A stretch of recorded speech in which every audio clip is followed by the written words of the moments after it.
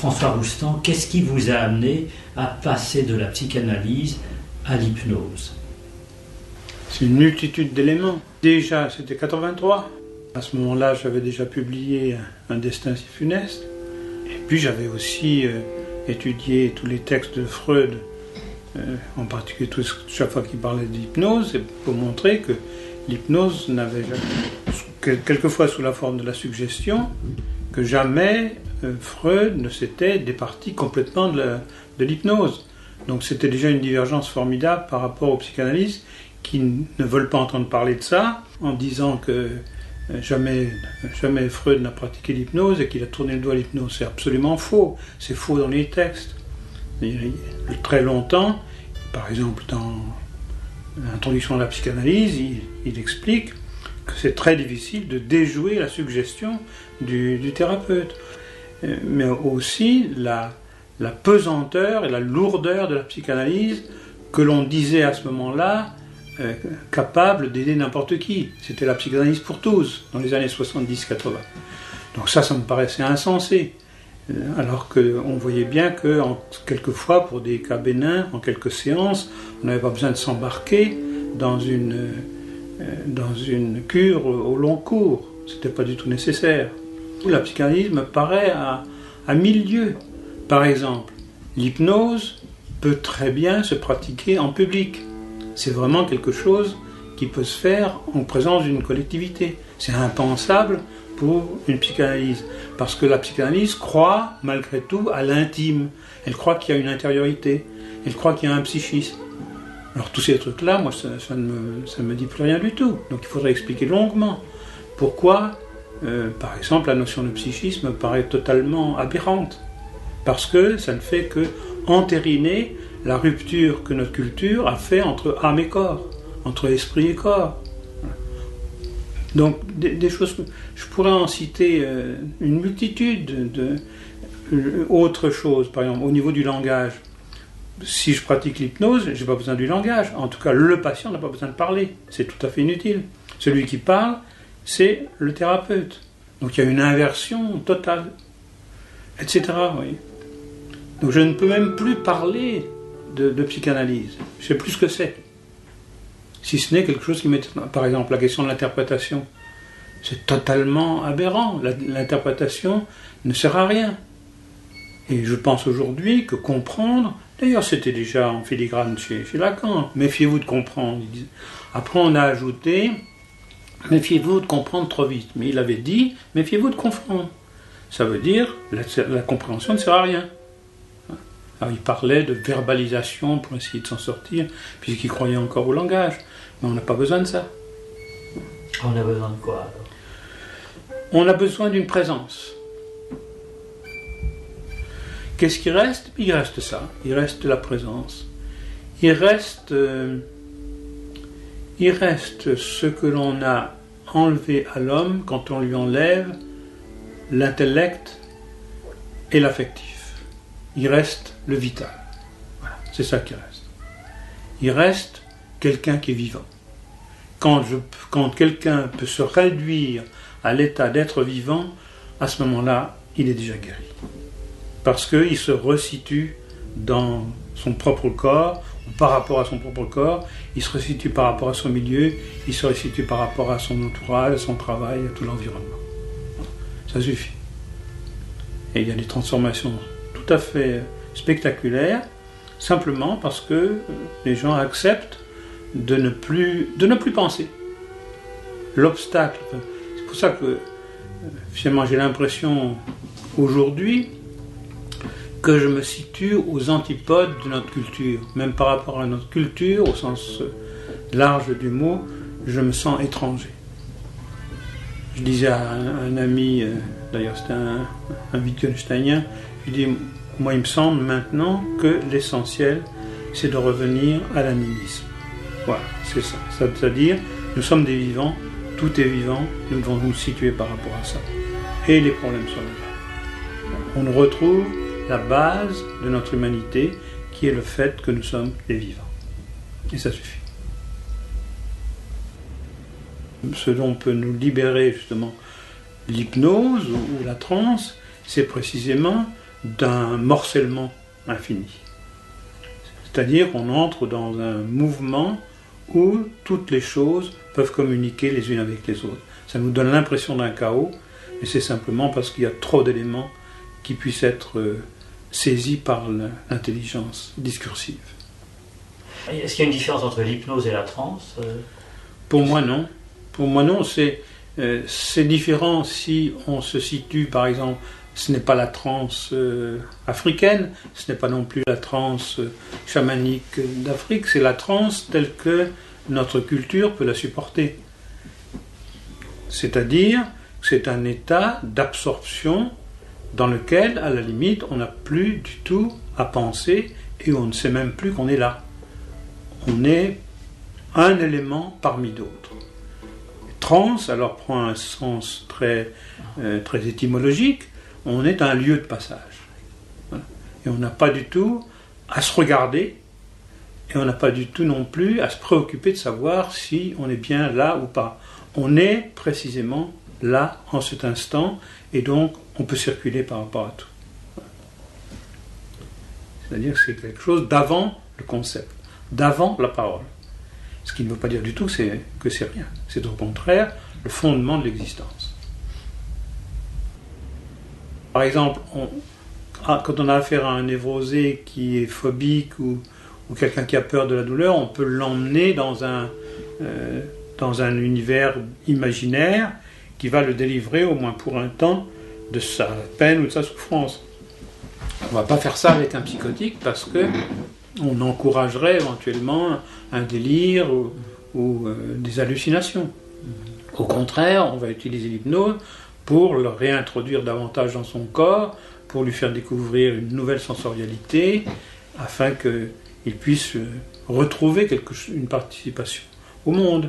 Être ce qu'on est, ça ne veut pas du tout dire, c'est même tout le contraire, de savoir qui on est. Savoir qui on est, c'est complètement inutile. S'analyser, c'est totalement inutile. C'est pernicieux. Pourquoi pernicieux? Carrément pernicieux. Carrément pernicieux, parce qu'on sort de son existence. Voilà. On se regarde au lieu de vivre. Voilà. Je reviens à ce que je disais. Ce qui me paraît essentiel comme pour définir l'expérience, c'est précisément de découvrir que nous avons deux modes de perception. Un mode de perception discontinu, un mode de perception qui est objectivant, et par ailleurs, un mode de perception où nous participons aux choses. C'est en ce sens-là qu'on rejoint justement l'animisme et ce qu'on appelle la mentalité primitive, la participation. J'ai rencontré des gens qui sont venus me voir et qui n'ont pas pu supporter la simplicité à laquelle je les invitais. C'était quelquefois des intellectuels, ou pas toujours, mais enfin souvent, qui ont besoin d'élaborer quelque chose, de parler, d'analyser, de se pencher sur eux-mêmes pendant un certain temps. Donc, il est souhaitable qu'ils fassent une psychanalyse ou quelque chose d'approchant. Si j'ai appris quelque chose, c'est à entrer dans l'incertitude la plus totale et à recommencer à zéro, comme si je n'avais aucune expérience, comme si j'avais aucun savoir, comme si j'avais aucune perspective. C'est comme ça qu'on entre en contact avec les gens. Si les gens sont dans un certain état de liberté, de disponibilité, d'ouverture et d'abandon, il se passe quelque chose. Donc, d'une certaine façon, je crois ça. Mais si moi, je ne suis pas dans l'incertitude totale, dans chaque cas, et un certain nombre d'échecs et une multitude d'échecs me le rappellent, si je ne suis pas dans cet état d'incertitude totale, de ne pas savoir si quelque chose va avoir lieu, de ne pas savoir comment ça va avoir lieu et ce que ça produira, rien ne peut se passer. Si le psychanalyste a besoin de se référer à un système, par ce biais-là, il empêche l'évolution de son analyse. Vous ne voyez plus le transfert de la même manière qu'autrefois? Non. Mais on peut rappeler que le transfert, c'est la reproduction d'un mode relationnel que on reproduit plutôt avec le psychanalyste, le mode relationnel que l'on a dans sa vie. En hypnothérapie, ça ne se pose pas du tout comme ça, parce qu'on ne laisse pas le transfert s'instituer. C'est-à-dire que la perspective est complètement différente. En hypnothérapie, chaque séance doit être le lieu d'une modification. Donc, on ne laisse pas quelqu'un répéter son mode relationnel habituel, mais on lui demande, d'une manière ou d'une autre, on l'invite à changer ce mode relationnel. Donc, la répétition, on ne la laisse pas émerger. Donc, la question du transfert, à mon avis, ne se pose pas. Même si, dans les faits, quelqu'un peut être tenté de recommencer à l'égard du thérapeute à reproduire son mode relationnel habituel. À quoi est-on réduit par l'hypnose? On est réduit à l'état d'être vivant. Et à commencer par le thérapeute. Le thérapeute qui reçoit quelqu'un est peut-être, bien sûr, quelqu'un qui va penser, qui va essayer d'effectuer quelque chose par rapport au patient, mais il est d'abord un vivant qui n'a pas à penser, mais qui a simplement à percevoir l'entourage et en particulier la personne qui est en face de lui. Je pense par exemple à tel homme, se laisser aller, à abandonner toute réflexion, à abandonner tout contrôle sur lui-même, c'était une menace de folie. Il n'a pas pu faire cette démarche, même après des mois d'essai. Donc c'est ça le critère fondamental. La possibilité de laisser tomber et de se mettre en suspens. De se mettre en suspens en tant que sujet qui croit qu'il est à l'origine de ses actes. C'est ça. Il s'agit d'abandonner. Et c'est pour ça que c'est intolérable pour beaucoup de nos contemporains.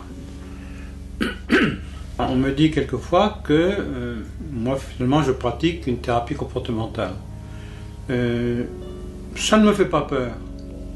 Parce que je crois que la position corporelle et la posture est quelque chose de déterminant. Il s'agit d'induire quelqu'un à agir. Par exemple, on dira à quelqu'un, vous avez la phobie de l'avion, eh bien, obligez-vous à monter dans un avion, ou à supposer que vous êtes dans un avion, et puis, même pas à supposer, je crois, on dit il faut le faire matériellement.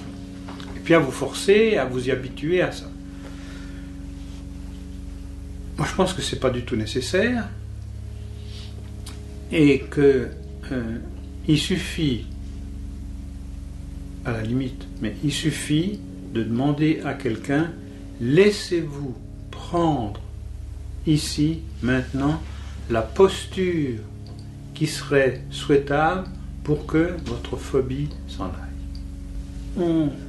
On se situe indéfiniment par rapport au mouvement de la situation.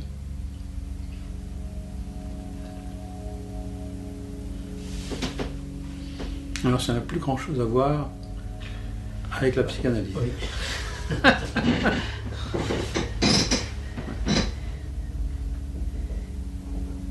Par contre, je crois que la psychanalyse, au moins en France, et peut-être en Amérique du Sud, a encore de très beaux jours devant elle, parce qu'on n'est pas sorti de l'individualisme et du renchérissement par rapport à l'individualisme, donc ça va continuer.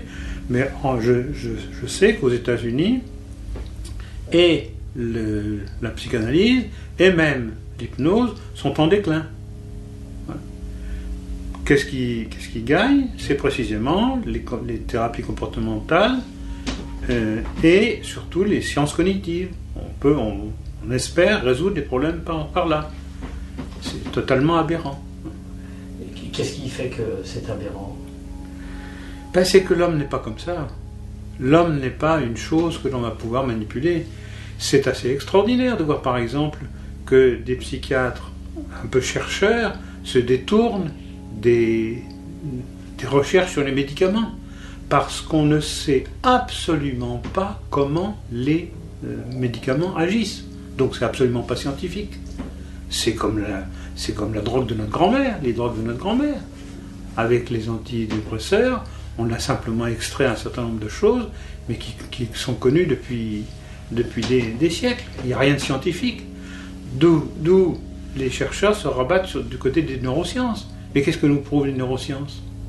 Pas grand-chose.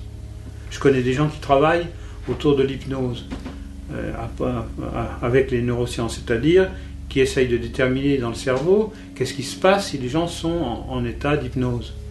Et qu'est-ce qu'on va prouver? On va prouver que l'état d'hypnose ou la méditation, ils ont fait ça avec des moines, la méditation va avoir des effets dans le cerveau. Ah bon, c'est vraiment un travail extraordinaire. Parce que même quand je fais ce mouvement de mon bras, ça a aussi des effets dans le cerveau. Donc c'est complètement bloqué tout ça. Alors on veut essayer de... Il y a des recherches aux États-Unis, il y a des millions, si pas des milliards, qui sont dépensés pour découvrir ce que c'est que la conscience. Qu'est-ce que ça veut dire, ça? On confond le cerveau et l'esprit. C'est pas la même chose. Il y a des gens qui me disent que mes livres, oui. En particulier les derniers, c'est quelque chose, c'est introduit au spirituel. Ce à quoi je réponds, le spirituel, on en parle simplement quand l'homme est déshumanisé. Sinon, on n'a pas besoin d'en parler. Ouais. Quand il faut ajouter du religieux à l'humain, c'est que l'humain est mal parti. Mais si je suis simplement humain, le spirituel, il est intégré là-dedans. Ça veut dire l'intelligence des rapports, le sens le sens des autres ou de l'autre, ou le sens de la nature, ou le sens du cosmos. Tout ça, ça fait partie de l'être humain. Mais on l'a saucissonné. Alors maintenant, il faut ajouter du spirituel. Mais non, c'est pas la peine d'ajouter. Soyez tranquillement dans votre peau et vous serez spirituel. Pas besoin d'ajouter la religion.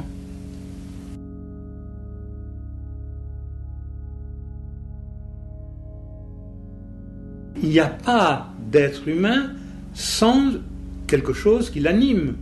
C'est la vieille définition d'Aristote. Le psychisme, c'est l'animation du corps, c'est tout. Ça n'ajoute rien au corps.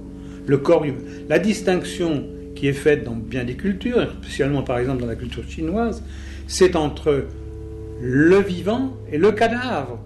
Mais il n'y a pas de différenciation entre, c'est une invention grecque aussi, différencier l'âme et le corps. L'âme et le corps, ça n'a aucun sens de séparer les deux. Et justement, toute la tradition de l'hypnose, qui remonte certainement au chamanisme, on traite l'homme tout entier. Les chamans en appellent aux esprits, on n'a peut-être pas besoin de ça. Mais en tout cas, ce qui est fondamental, c'est de traiter l'être humain comme un tout, et non pas du tout de le découper entre psychisme et soma, entre psyché et soma.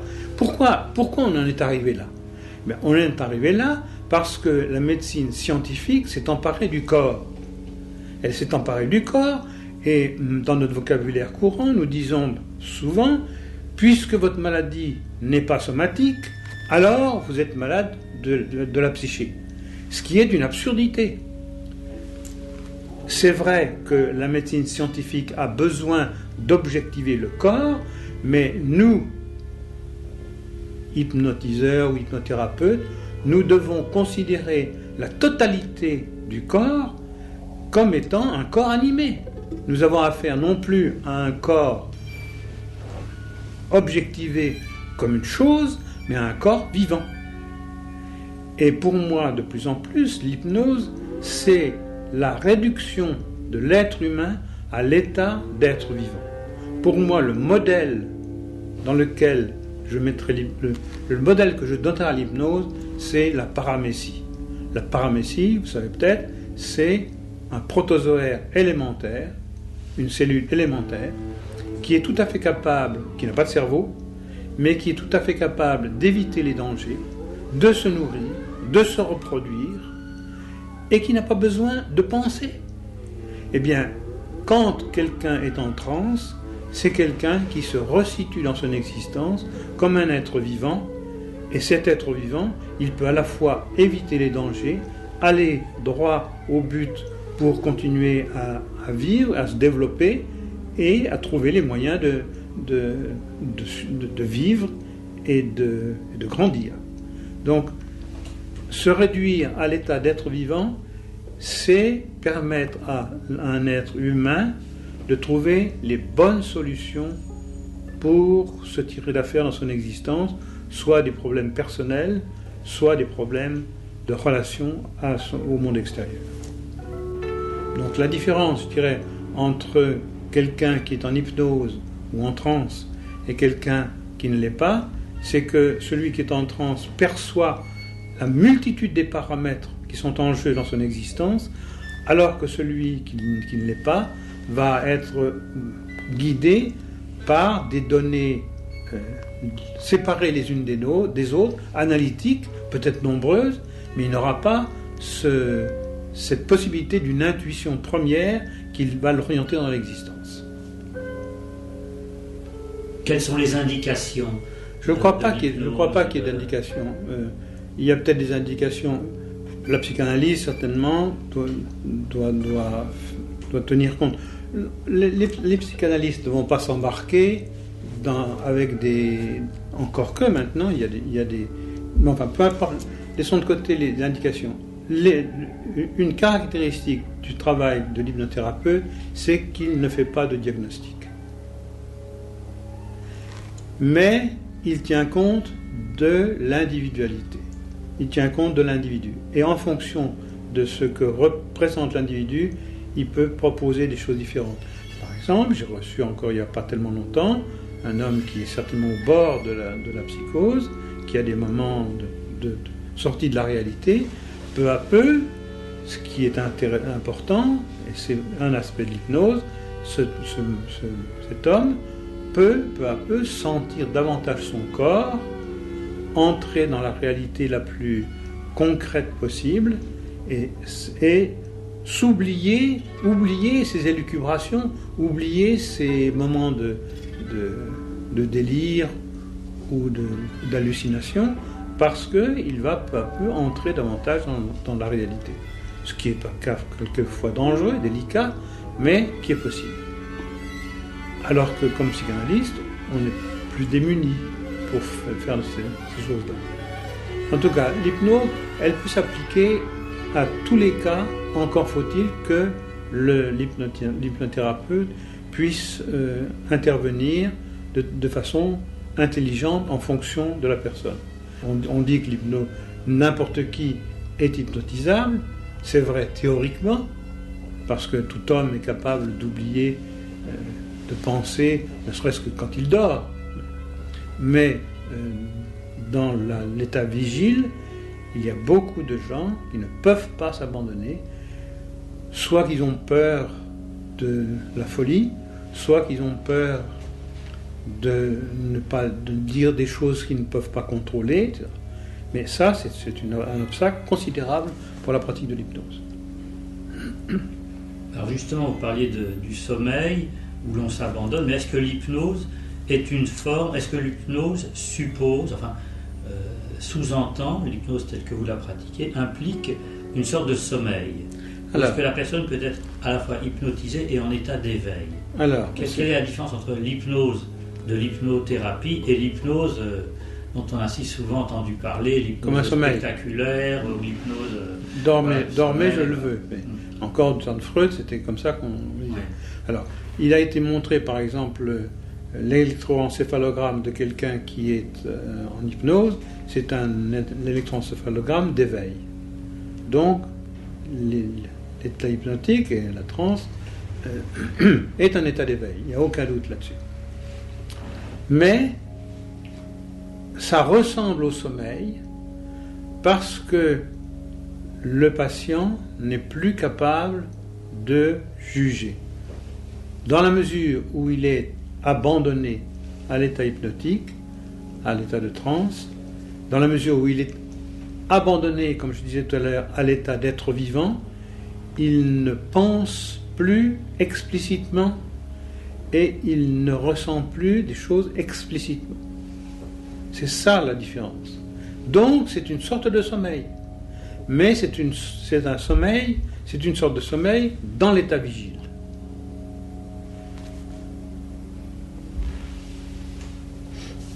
Combien de temps une cure hypnothérapeutique et quand est-ce que ça se termine?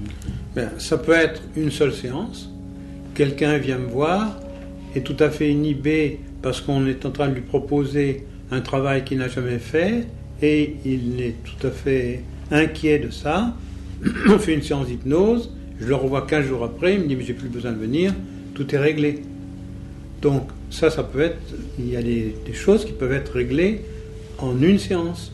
Ou bien quelqu'un qui a quitté son mari ou sa femme, qui se retrouve dans la solitude, qui n'arrive pas à accepter cette solitude ou cet abandon, quelquefois en une séance ou 2 séances, la personne peut découvrir qu'elle a de quoi vivre cette nouvelle situation. Donc, et à l'inverse, des gens qui sont très défendus ou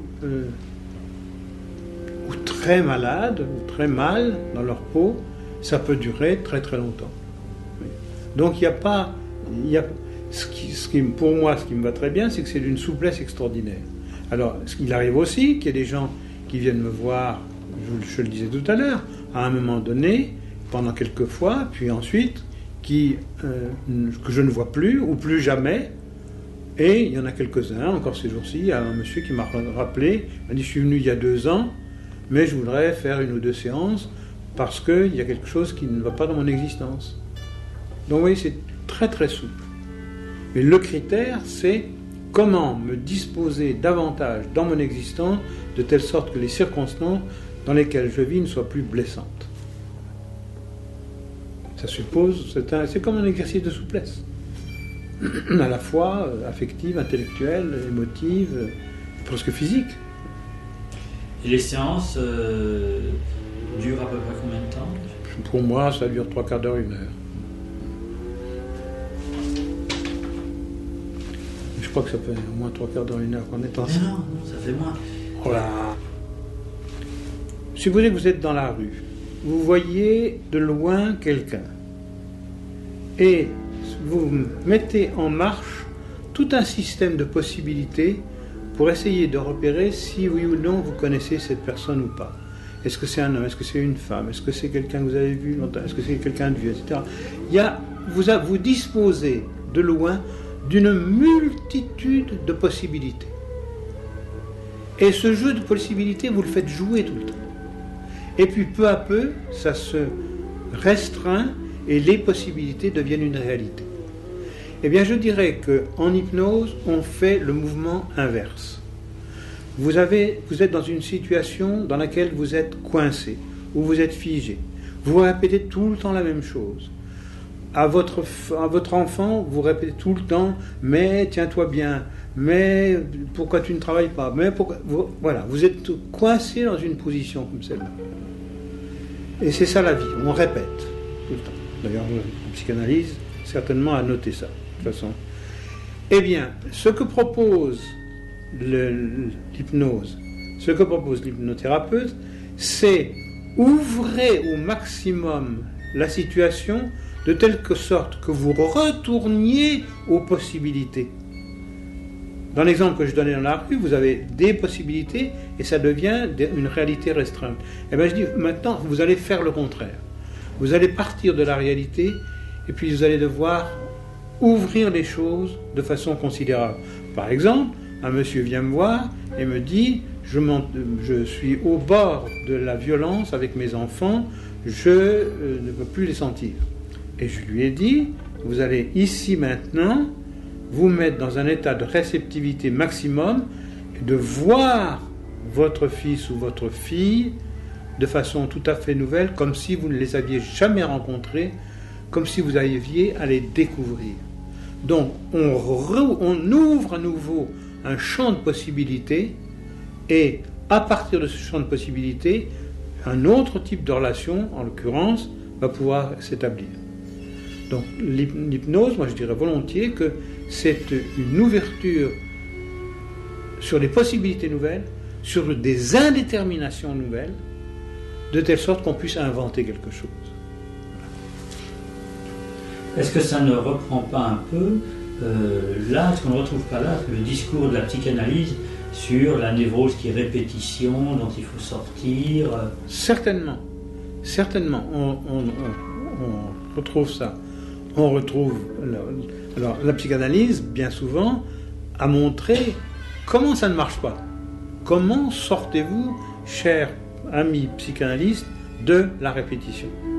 Comment? Par le transfert. Ah bon, d'accord. Comment le transfert sort-il de la répétition? Freud dit explicitement que la névrose en psychanalyse se change en névrose de transfert. Alors comment sort-on de la névrose de transfert? C'est cette question-là, moi, qui m'a hanté pendant des années. Car Freud ne le dit pas. Il le dit dans un article qui est intitulé répéter, se remémorer, répéter, perlaborer. À la fin de l'article, Freud dit, pour comprendre ce que c'est que la perlaboration, il faut se référer à l'abréaction de la pratique hypnotique. C'est incroyable, quoi. Que Freud, pour sortir de la répétition, dont bien diagnostiqué par les psychanalystes, nous renvoie à l'hypnose. Les psychanalystes ne peuvent pas lire ce texte. Quand on leur parle de la perlaboration, si on leur dit « regarde la fin de cet article », ben, ils ne peuvent pas. Ils ne peuvent même pas lire. Pas possible. Parce que ça leur reste en travers de la gorge. Alors moi je demande comment on sort. Et bien moi je vous dis comment on sort de la répétition. On sort de la répétition en renvoyant la personne à la multitude des possibilités qui sont en elle, à l'indétermination. Et c'est pour ça qu'on ne sait pas quoi dire. Le langage, c'est fait pour donner un sens, pour donner une signification. Eh bien, on doit renvoyer celui qui est coincé dans une situation à une multitude de possibilités qui sont autant d'indétermination et donc qui créent la confusion. Vous me demandiez pourquoi tout le monde n'est pas hypnotisable, mais il n'y en a pas beaucoup qui acceptent l'état de confusion. On veut voir clair, tout de suite. Et on veut voir de clair de plus en plus clair. On fait une psychanalyse pour voir clair. Non, on fait une psychanalyse pour ne pas voir clair. Pour entrer dans un aveuglement qui va permettre aux possibilités et aux indéterminations de nous permettre d'inventer. C'est ça le problème. Le problème, c'est le problème de l'invention. On réinvente sa vie tous les jours, et pour réinventer sa vie tous les jours, il faut ouvrir au maximum toutes les possibilités. Mais ce faisant, donc, on court des risques. Ou on a peur de courir des risques incontrôlés. On court des risques, bien sûr. On court le risque suprême de changer. C'est terrible, ça. Voilà, c'est sûr qu'on court un risque. Voilà. Et quelquefois même, on court un risque d'un déséquilibre complet dans ses relations. On court un risque de déséquilibre dans sa vie professionnelle. On court un risque même, quelquefois, physique, parce qu'il faut que le corps change et sorte de ses habitudes. Combien de gens qui ont, par exemple, des maladies chroniques ou des douleurs chroniques ne peuvent pas changer, parce que ça demanderait, s'ils guérissaient, c'est toute leur existence qui serait modifiée. C'est pas supportable. Donc on court un risque, bien sûr.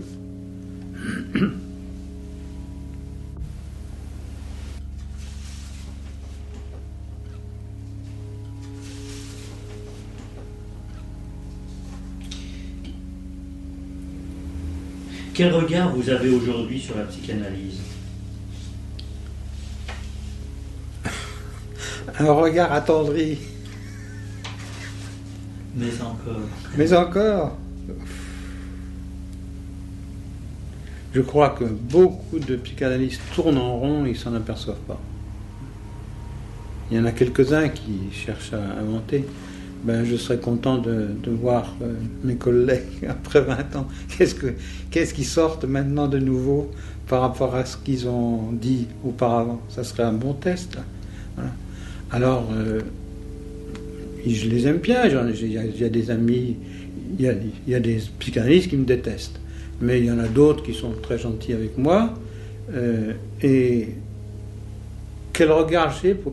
Moi, ce qui est sûr, c'est qu'il y a des psychanalystes qui font leur travail comme il faut et qui ne prolongent pas, par exemple, les psychanalystes plus qu'il ne faut. Mais il y a toute une série de charlatans aujourd'hui. C'est insensé. J'apprends il y a quelques jours un psychanalyste que je connais bien qui garde les gens 3 minutes. Il y en a un autre, que je ne nommerai pas non plus, qui a fêté son 100e client en une journée. Une histoire comme ça. Là, je pourrais vous donner off-record le nom de ce gaillard. Eh bien, voilà. Donc, ça, Lacan a... Je n'aurais pas été psychanalyste, et d'autres n'auraient pas été psychanalystes, n'auraient pas pu faire cette expérience sans Lacan. Sans aucun doute, moi je le salue rien que pour ça. Parce qu'il n'était pas enfermé. Parce qu'il n'était pas enfermé. Il a fait exploser les sociétés psychanalytiques. Donc ça, il a fait un geste formidable. Mais il a aussi engendré un certain nombre de croquants. Il disait lui-même, avec des imbéciles, la psychanalyse fait des escrocs. Mais ça n'a pas raté, certainement. Et ça a proliféré. Alors c'est très contrasté, moi je trouve, la vision de la psychanalyse aujourd'hui. Il y a certainement, et j'en connais vraiment des gens qui font du très bon travail, et puis d'autres qui sont vraiment à jeter aux orties.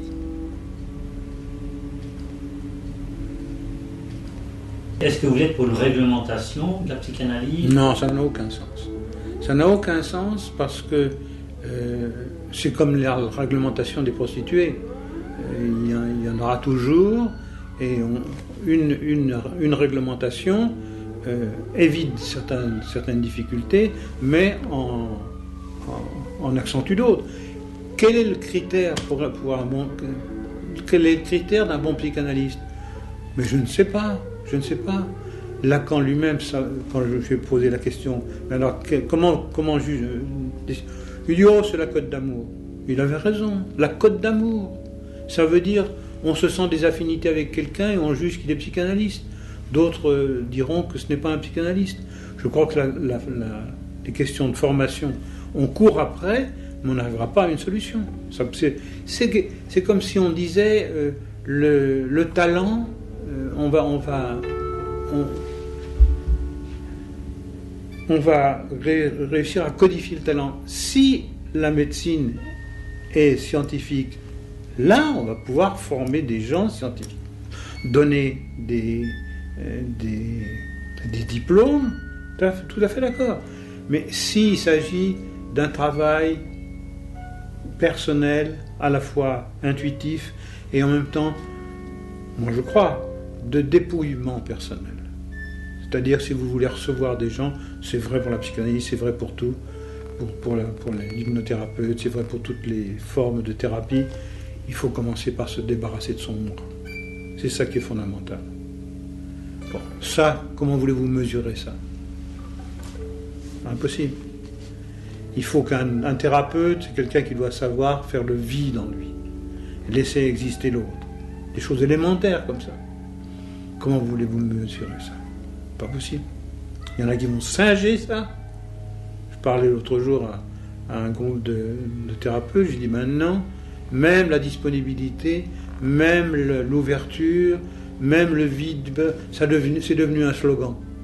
C'est absolument décourageant. Des gens qui reçoivent des gens 5 minutes, ça ne peut pas être sérieux, c'est pas vrai, ça ne peut pas être sérieux. Or, il y a des centaines de gens qui autant qu'à l'époque de la fin de Lacan. Mais beaucoup plus. Ça s'est multiplié. Ah oui, des séances hyper courtes comme ça. Mais bien sûr, parce que les gens ont été formés, il y a des psychanalystes qui ont été formés par des gens qui recevaient 5 minutes, eux-mêmes deviennent des psychanalystes qui reçoivent des gens 5 minutes. Donc ça prolifère. Mais ça n'a pas été théorisé, ça, nulle part, semble-t-il. Les fameuses séances courtes. Si, il y a des articles là-dessus disant oui, il faut faire des séances courtes, c'est très bien. Oh, probablement, oui. Probablement. Parce que j'ai l'impression que c'est une pratique un peu honteuse. Vous aviez beaucoup, en 1983, développé l'idée que le psychanalyste était dans la cure comme, et c'est la métaphore que vous utilisiez, un capitaine dans son bateau, au milieu de la tempête déchaînée, sans Dieu ni maître. Oui. Est-ce que cette image reste valide pour... sans aucun doute. Pour vous ? Sans aucun doute. Plus que jamais. Pour l'hypnothérapeute, c'est le cas également ? Certainement, oui. Certainement. Parce que, d'autant plus, si vous voulez, qu'il n'y a pas de... le psychanalyste ne rend compte à personne, c'était vrai. Mais il y a encore, par exemple, tout le poids de la société. Je vois combien de jeunes psychanalystes ou même de gens chevronnés qui ne peuvent pas penser librement parce qu'ils sont pris dans des institutions. L'institution psychanalytique est une véritable catastrophe. Elle est nécessaire pour former des psychanalystes, mais elle engendre des gens qui sont enfermés dans une idéologie. Or, ça en hypnose, ça n'existe pas parce qu'il n'y a pas de théorie. Comment est-ce que vous vous situez par rapport à les thérapies comportementales, plus ou moins fondées ou qui prétendent l'être sur les sciences cognitives ? On pourrait dire que l'hypnose telle que je la comprends, certains m'ont dit, tu es comme comportementaliste. J'ai fait un jour une conférence pour expliquer comment j'étais comportementaliste. C'est-à-dire que pour moi, le comportement, c'est la manière de se situer dans son contexte d'existence par rapport à son entourage et que donc on change de comportement grâce à la transe. Et la transe se résume en ceci pour moi, se laisser aller à tenir, je l'ai dit tout à l'heure je crois, se laisser aller à tenir compte du contexte. Alors ça cumule deux mots affreux pour les psychanalystes, le mot de comportement et le mot d'adaptation. Deux mots que je revendique. Ce qui n'est pas du tout... si on leur enlève l'aspect idéologique dans le mot comportement, c'était la mode en 68, 70 de dire vraiment, non, le mot d'adaptation, ta manière de penser la thérapie, c'est simplement pour adapter les gens à la société de consommation. Alors, moi ça me fait rigoler, parce que s'il y a des gens qui sont adaptés à la société de consommation, c'est bien les psychanalystes qui ont pignon sur rue, qui ont les maisons de campagne, qui connaissent les bons restaurants, qui vont au concert, etc. C'est des gens hyper adaptés. Hyper. Alors, fichez-moi la paix avec ça. Mais pour moi, j'entends adaptation comme étant précisément adaptation au contexte précis dans lequel les gens vivent. Alors, en ce sens-là, c'est un peu différent, je crois, c'est même très différent du comportementalisme, parce que le comportementalisme veut essayer de produire, au moins dans sa caricature, je ne sais pas si c'est vrai dans le détail, de produire un comportement qui va libérer la personne de son symptôme. Par exemple, quelqu'un ne peut pas prendre un avion, ben on va le mettre à la limite, dans une cellule où il va avoir les mêmes sensations qu'un avion qui subit un trou d'air ou qu'un avion qui décolle ou qui atterrit. Bon, ça c'est vraiment le comportementalisme minimum. Ou bien on force quelqu'un à avoir des comportements qui lui font peur. Par exemple, je ne peux pas sauter dans la piscine, eh bien vraiment aller sauter dans la piscine. Pour moi, comportement, ça a un sens beaucoup plus large, c'est-à-dire, c'est la manière de se situer. Mais cela je ne le commande pas, ce n'est pas un ordre, laissez-vous, c'est là qu'il y a la suggestion, vous me disiez tout à l'heure, l'intervention très forte du thérapeute, oui, mais je ne dis pas mettez-vous dans la position qui convient, je dis laissez-vous être mis ou mise dans la position qui convient. Vous voyez la différence? C'est-à-dire que je suis quelqu'un de malléable comme être humain et j'ai à tenir compte et aussi à rendre compte, mais à tenir compte du contexte. Donc je me laisse imprégner par la multitude des paramètres du contexte de mon existence, de telle sorte que je vais me modeler différemment et prendre les choses en main. Ça ne veut pas dire du tout que je vais être passif, mais dans un premier temps, je reçois. Et ensuite, donc, le comportementalisme, s'il durcit les choses en disant, voilà, vous devez avoir tel comportement, c'est-à-dire, vous ne devez plus avoir peur de ceci, essayez-vous à ce comportement précis, là, je ne suis pas d'accord. Parce que c'est quelque chose de bien beaucoup trop violent et de beaucoup trop limité. Mais si je dis attendez d'être mis dans la position convenable pour que votre comportement soit adapté à votre entourage, alors c'est tout à fait autre chose. Et qu'est-ce que vous pensez là de ce livre qui a fait pas mal de bruit il y a un an, là, ce brûlot contre la psychanalyse là. On sait que Freud a truqué des trucs, que dans son œuvre, il n'a pas tenu compte des objections qu'on lui faisait, etc. D'accord que les cas qu'il cite sont des cas qui sont un peu truqués. Bon, mais quand on a dit ça une fois, ça suffit. Alors remettre ça comme une espèce de partir en guerre contre Freud, ça me paraît pas intéressant. Enfin, on a autre chose à faire maintenant. Il faut essayer d'inventer quelque chose, mais on ne va pas entrer. Et alors quand le livre se termine, je crois, par un mot de Bob Jacobson, en disant la psychanalyse n'a jamais existé. Il faut dire que c'est tellement nul que ça n'a jamais existé. M'excuse, mais enfin, un phénomène culturel de cette ampleur-là, on ne peut pas dire que ça n'a jamais existé, ça me paraît ridicule. Ça a existé, ça existe encore. Moi, je croyais qu'après Lacan, ça allait s'effondrer. Ce n'est pas le cas, je me suis trompé. Et la psychanalyse se porte très bien, quelquefois très bien et très mal. Mais là, non, puis la polémique, c'est toujours du temps perdu. Et vous-même, alors, comment vous vous définiriez? Aujourd'hui, ouais. J'aime beaucoup Erikson. Pourquoi j'aime beaucoup Erikson? Parce qu'il inventait une solution pour chaque cas qu'il rencontrait. Voilà. Pour moi, c'est ça l'essentiel. Comme thérapeute, je dois me laisser inventer pour chaque cas ce qui convient le mieux à ma manière, parce que je ne veux pas du tout rivaliser avec Erikson, qui était un génie, certainement. Mais c'est dans ce sens-là, à ma manière à moi, avec mes difficultés à moi et mes capacités aussi. Voilà, c'est quelque chose comme ça que je veux essayer de faire. Respecter, entrer en contact avec la personne qui vient me voir, de telle sorte que je puisse l'aider elle-même à sortir des difficultés qui sont les siennes. À chaque séance, repartir à zéro. On recommence à chaque séance.